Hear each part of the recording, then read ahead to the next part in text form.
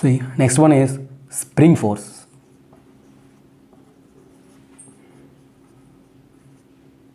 Fs.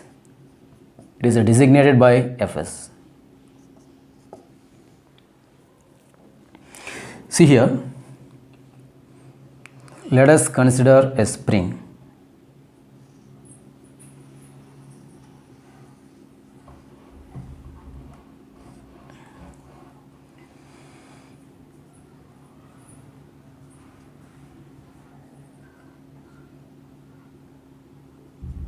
Here this is the natural length of the spring. L, we are taking a spring whose natural length is L. Now what we are doing, we are applying a force on the spring here.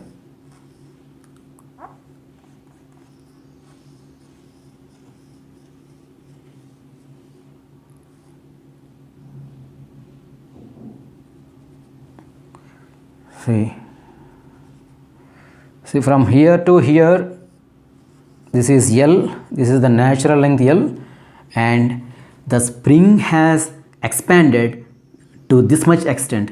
This is, I am taking this one as X. What is the change in length of the spring here? X. So when the spring is in natural length, so there is no force acting. Once when force is acting on the spring so as to stretch it, immediately a restoring force develops, that is known as spring force. A restoring force develops in the spring. Why it is called restoring force? Because this is the applied force. The applied force has deformed the spring here, and so a restoring force is developed within the spring so as to bring the spring back to its original condition. So hence it is called as restoring force. Since it is developed in a spring, it is known as spring force, designated as Fs. And how Fs varies? Fs is a constant force or a variable force? Next question is, see here what we can notice is, it is also our daily experience, no? It is of we experience that one. If we extend the spring to little extent, our hand, suppose if we hold a spring and if we try to pull that one, if we pull to a little extent, our hands also experience a little pulling force towards the spring. If we extend it to a larger extent, then what happens? A large force will be acting our hands in opposite direction. It is our common experience, no? We experience that one. So here, if extension is small, x is small, where x is extension here. If x is small, otherwise let me write extension is small, Fs is small. If extension is large,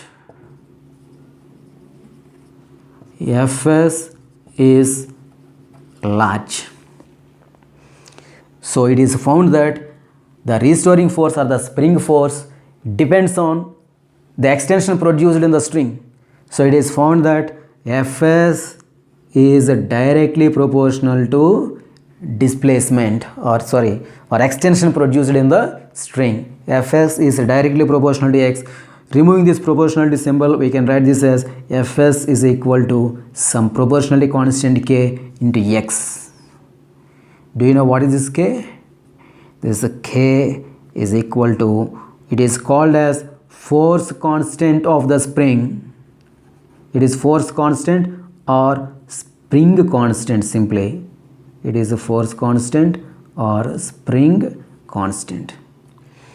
And here keep in mind that spring force is a variable force. What about the direction of spring force here? This is the applied force F. Spring force is opposite to applied force. What it? Spring force is opposite to applied force. Fs is opposite in direction to applied force or opposite in direction to extension. extension in the string, sorry, in the spring, sorry, in the spring. In what direction the extension takes place here? Rightwards. Then what is the direction of spring force here? Leftwards. Suppose, see, the spring force is always opposite in direction to extension produced in the string. Suppose if a string is compressed like this, natural length is this much, L, and from natural length here we have compressed the spring to this point. Let this be some x. Previously in that case it is extension x, now it is compression. Here x is compression.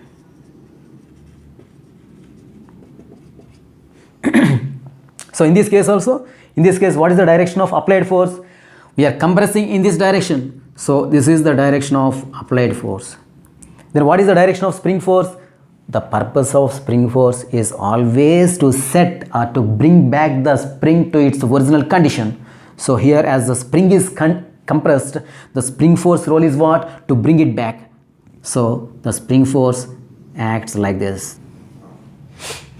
Extension is rightwards, spring force is opposite to extension. Here, sorry, yes, here the change in length of the spring is leftwards, so spring force will be acting in rightward direction. So spring force is always in a direction opposite to change in length of the spring. So we can write here spring force is always in a direction opposite to the change in length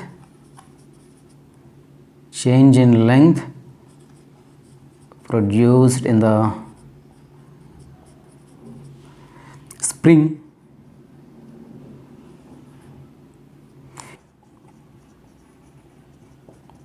The product of spring constant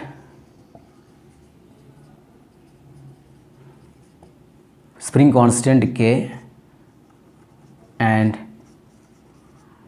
the natural length of the spring L is always constant.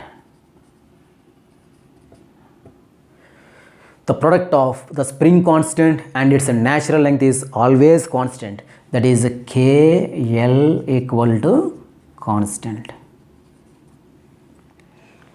Suppose if we cut the spring into three parts like L1, L2, L3 of lengths L1, L2, L3, okay, whose spring constants are K1, K2, K3 respectively, then K1 L1 equal to K2 L2 equal to K3 L3, that equal to constant. So the product of spring constant K and the natural length of the spring L is always constant, that is K into L equal to constant. Let us cut the spring into three parts of lengths L1, L2, L3 whose spring constants are K1, K2, K3 respectively. Then K1 L1 equal to K2 L2 equal to K3 L3 equal to constant. So tell me one thing, what do you know about this K? This K, that is spring constant, indicates what? It indicates how stiffer is the spring. If K value is more, that is the spring is very stiff. If K value is less, the spring is less stiffer. We can find springs in refill ballpoint pens, no? We can take that spring and we can easily compress. Now, can you take a spring from a car or a lorry or a bike? Can you easily compress that one? No, it is more stiffer. Who decides that one? That value, K value decides. So if we cut into a spring, we are getting 3 small springs of lengths L1, L2, L3. Then what about their stiffness? They are more stiffer than the spring of original length, or they are less stiffer? See here, if L value decreases, since the product is constant, if this value decreases, K value must be more. Compared to this L, L1 is less or not? Less. Then what about K1? K1 is more. Okay? So we can say that if the spring is cut into parts, each small part is more stiffer than its original spring. Okay?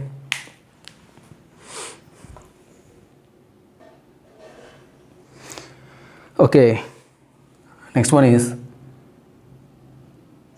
series and parallel combination. Series and parallel combination of springs.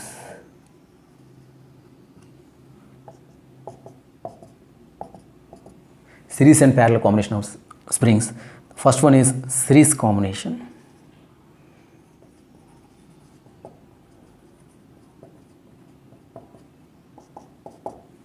What is a series combination?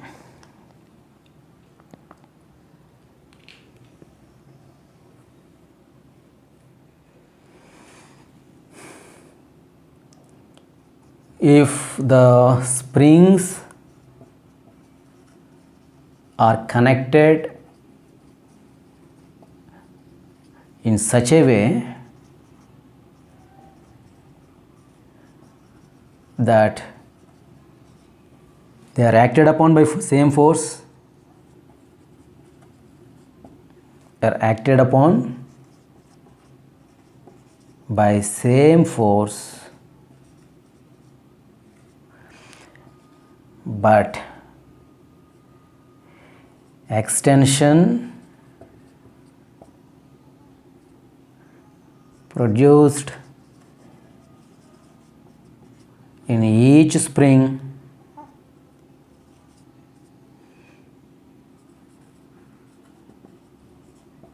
is different. So what is series combination? If the springs are connected in such a way that they are acted upon by same force, but they produce different extensions in them, such a connection of springs is said to be series connection. Let us take an example.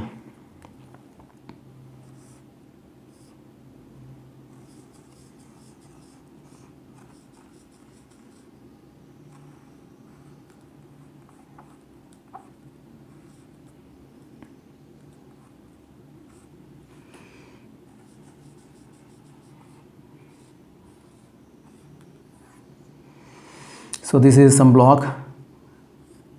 Let us apply a force F on this block here. If a force F is applied on this block, the same force will be applied across all these springs. But here there is a condition. If these must be massless springs. If these are massless springs, then only they experience same force, just like massless spring. So don't worry, we are not given massive springs. We will come across only massless springs in problems. See here, now force across all these springs is F only, and the force constants are, let it be K1, this is K2, and this is K3. Okay, force in this spring is F, force in this spring is F, force in this spring is F. Let the extension produced in the springs are X1, X2 and X3. Suppose now let us replace these three springs by an equivalent spring. Equivalent spring. What does it mean? What is equivalent spring? It is an imaginary spring. We are imagining a spring whose extension is the sum of the extensions produced in each of these three springs. Okay. So what happens here in this case, the same thing as it is must be happened in this case if we take a single spring. Such a spring is known as equivalent spring here. Suppose what is the extension, what is the total extension in the springs here? X1 plus X2 plus X3. X1 is the extension in this spring, X2 is extension in this spring, X3 is for this spring. So what is the total extension in this case? X1 plus X2 plus X3. That same extension must be there in this spring. Okay, then we can call this spring as equivalent spring. Here also the force must be same under same circumstances. This must happen here. So in this case, what is the total extension in the spring? X, which is equal to X1 plus X2 plus X3. What is the spring constant for this spring? Let it be some K here. What is the force acting on the spring? F. Got it here? Now let us check what is the equivalent spring constant. So from this relation, what is the total extension in this equivalent spring? X equal to X1 plus X2 plus X3. But we know, since F equal to Kx, therefore X equal to F by K. So what is this X here? F by K. This equal to, what is X1? X1 equal to F by K1 plus what is X2? F by K2. What is X3? F by K3. Oh, F will be cancelled here. So this implies 1 by K equal to 1 by K1 plus 1 by K2 plus 1 by K3. Okay. They are asking us, we are having 3 springs of spring constants K1, K2, K3, but we don't want them. Please give us a spring of suitable spring constant which can play the same role as these 3 springs are doing, like this. So this is the expression. This is the, we have to choose a spring of force constant or spring constant K whose value is given from this mathematical relation. Got it now? What do you mean by equivalent spring actually? And such a combination of springs, we call it as series combination. In series combination, if springs are connected in series combination, the equivalent spring constant will be 1 by K equal to 1 by K1 plus 1 by K2 plus 1 by K3. Now, parallel combination of springs.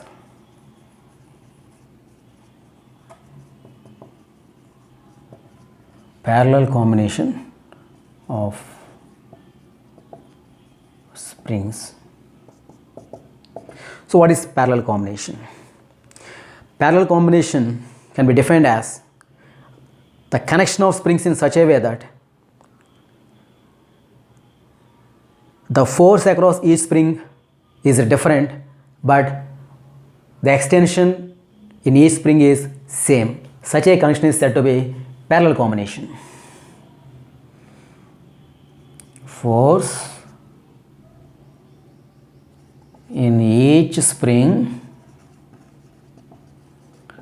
is different, but extension is same.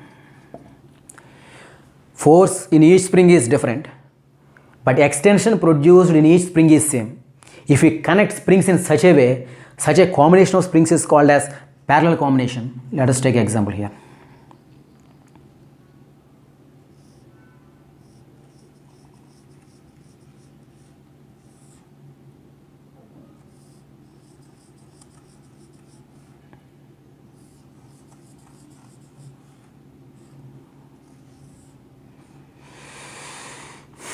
See, let us consider 3 springs of spring constants K1, K2 and K3. Let them be connected to a block here. Let us apply a force F. The extension produced in each spring is same or not here? Yes, if the block moves through a distance x, how much extension will be produced in this spring, in this spring, in this spring? Same or not? Same. So let me write here. X extension is X, extension is X. So spring constants are different because we have taken 3 different springs of spring constants K1, K2 and K3. If they are extended like this, the extension produced in each spring is X, same. Then what about force in each spring here? Same or different? Because we know F equal to Kx, as here x is constant but k is different, k is not constant, therefore F is also not constant, F is also different. So in this case, in this spring the force is F1, in this spring force is F2, in this spring force is F3. What are these F1, F2 and F3? They are spring forces. Now again we are asked to give an equivalent spring which can play the same role as these above springs are playing. So let us choose a spring of spring constant K. Let us remove all these three pieces and let us take a single spring whose spring constant is K. So for the same scenario, what will be extension produced in the spring? It is also same.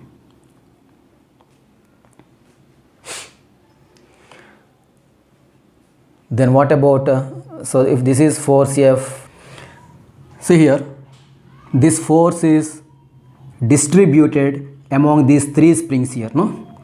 See, actually not this force, due to this force, spring forces are being developed here, no? Actually the sum of the spring forces must be equal to applied force when this block is moved with constant velocity without acceleration. So we are supposing that this block is moved with constant velocity, so that the spring forces are equal to this applied external force. Got it?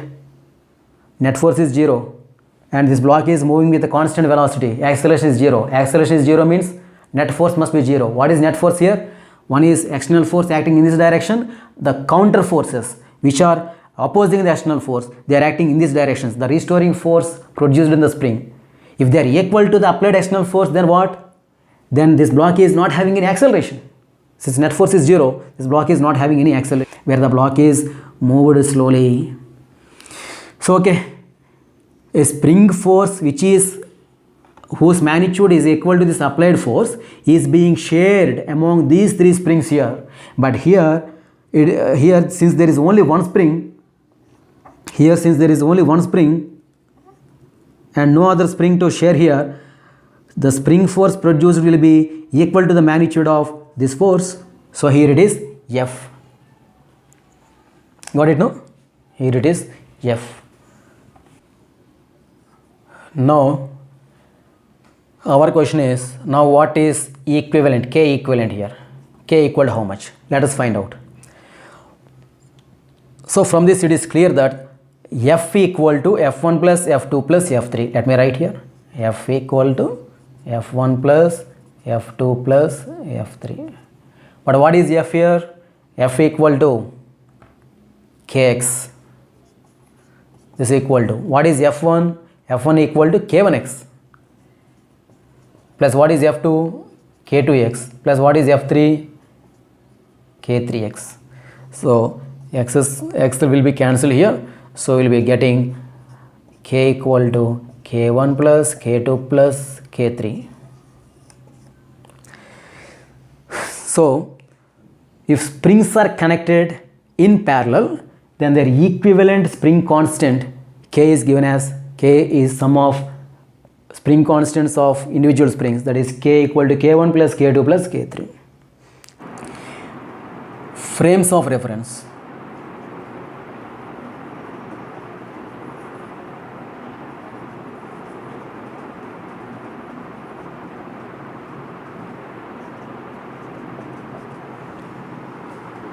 So in kinematics, you know what is a frame of reference.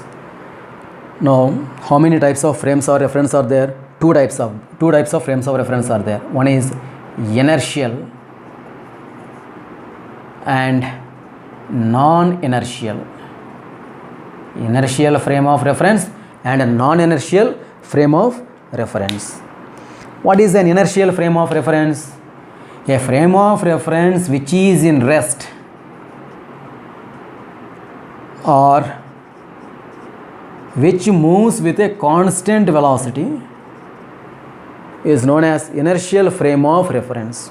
Then what is non-inertial frame of reference? So here V is not equal to constant.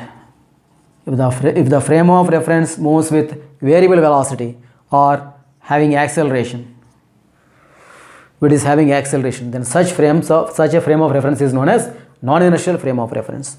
This Newton's first law and Newton's second law, they are not applicable in non-inertial frame of reference.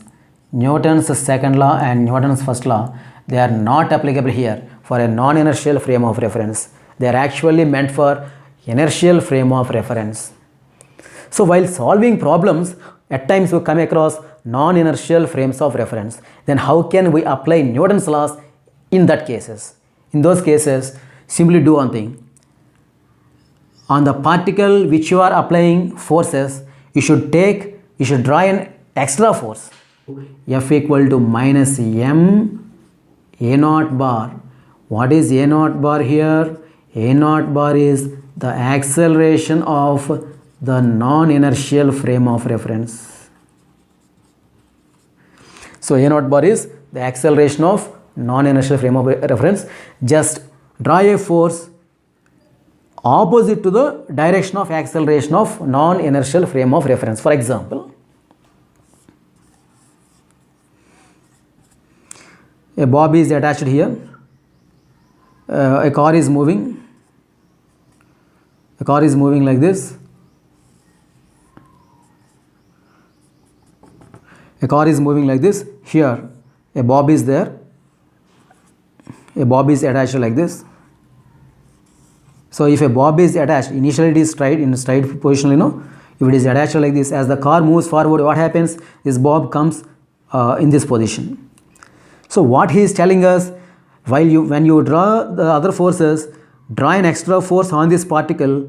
In which direction? This one is having acceleration in this direction, a naught. So you draw a force like this, F equal to m a naught. In which direction we are applying this force? Opposite to the acceleration of the non-inertial frame of reference. What is non-inertial frame of reference here? The car. Because it is having some acceleration. It is having acceleration means this car is considered to be non-inertial frame of reference. So on this particle, while you are drawing other forces, you should draw an extra force. What is that force? Mass of the particle into the acceleration of the car. That is the non-inertial frame of reference. So ma naught, we have to draw in opposite direction to this one. It is enough. Do the problem as you can, as usual. So this is about inertial and non-inertial frame of references. So while we solve problems, at times we come across this one. So no need to bother. Simply draw an extra imaginary force which is not actually acting on the particle, opposite to this one. Clear? Right. And the last topic here is how to apply Newton's laws while solving problems. There are 4 steps here. Step 1 is, first of all, decide the system. Suppose if there are 4 or 5 bodies, how to decide a system? System means what? You can choose a single body as a system. You can choose a single rope as a system. You can choose 2 bodies as a system. You can choose 2 bodies plus rope as a system. Like that. So decide the system first. The system may be a single particle, an object, a combination of objects, 2 blocks attached to a string, or a piece of rope, etc. System can be anything. You can choose any part. Okay. There is a condition here. It is essential that all the parts of the system should have same acceleration. They should not have different accelerations. We cannot consider the bodies having different accelerations as a system here. So the key point you should keep in mind is that while you are considering to choose a system, what is the essential point in that one? That all the parts of the system should have same acceleration, right? Yes. Next, step 2. After choosing the system, what you have to do? Yes, after deciding the system, identify the forces acting on the system due to all the objects other than the system. Once you choose a system, then immediately what you do? You find out the forces acting on the system. Forces due to what? Forces due to whom? Forces not due to the bodies present in the system, but forces due to the bodies present outside the system. What you know? So second step involves that one. Once you choose the system, draw all the forces acting on the system due to the bodies outside the system. Got it? Yes. Next step 3 is make FBD. FBD means free body diagram. So if you keep the system there itself, the problem will become clumsy. No? So what we do is we take the system and we draw it separately, and we draw different forces on the system separately. That diagram is known as free body diagram. Why? Because it is made free from the remaining bodies present in that problem here. So here, make FBD and draw all the forces acting on it. That is step 3. Then step 4 is, now what to do? After drawing the forces on the system, what to do? Resolve the forces in mutually perpendicular directions, either horizontal, vertical.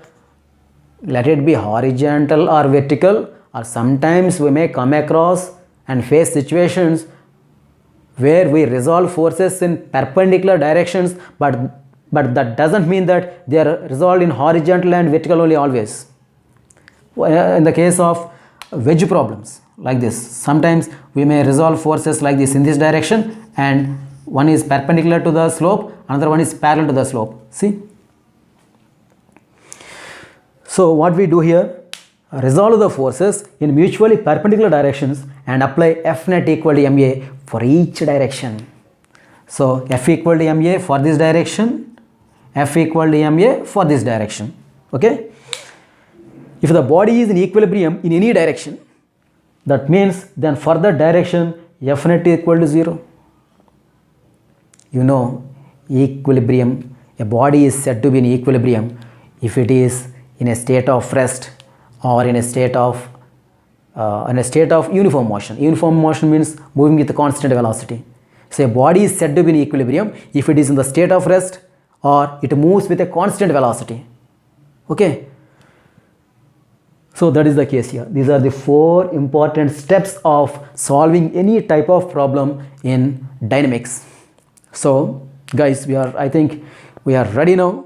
We are ready to solve problems, any type of problem. We are capable of solving any type of problem because we have learned all the basic concepts and application techniques as well to apply while solving problems. Okay? So actually, please be thorough regarding these concepts here, because if you are having any doubts regarding these concepts, you will be facing a lot of problems while solving problems. Be thorough in this one, problems will become very easy. Got it? Yes. So now, this is the first video from Physics Made Easy by Pratap Naidu. So this is the first video, and next video I will come with problems. Okay, before I come with problems, just thoroughly learn this one. Have a comment on this one. And one thing, if you are having any doubts, please mention me in the comment section there. Okay, if any topics are there, if any points I have skipped, I will clarify there itself. And one more thing is, please subscribe. I need 1,000 subscribers to conduct live classes, live sessions. So in future, problems and doubt sessions will be live programs. So for that one, I need 1,000 subscribers. Please subscribe. Okay, if you like it, like and share to your friends. Okay, so please thoroughly study this one. Let us check how much we got advantage in solving problems after this. Okay.